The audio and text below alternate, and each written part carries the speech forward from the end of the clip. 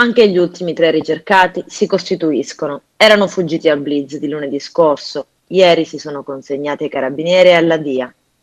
Può dirsi così compiuta la retata Kerkent sotto il profilo dell'esecuzione dei provvedimenti restrittivi emessi dall'autorità giudiziaria. A bussare alla porta della sezione operativa della Direzione Investigativa Antimafia della Città dei Templi l'agrigentino Fabio Contino di 39 anni, cognato di Giuseppe Messina, anch'egli arrestato in quanto ritenuto il luogotenente del boss Antonio Massimino.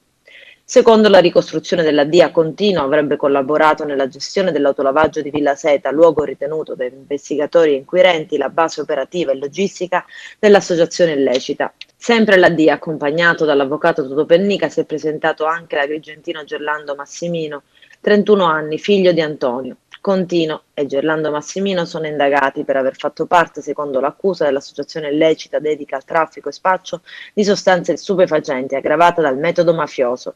Alla stazione dei carabinieri di Briatico si è invece presentato Domenico Mandaradoni, 31 anni, calabrese, ritenuto responsabile di concorso nell'associazione illecita dedita al traffico e spaccio di stupefacenti col compito di corriere della droga.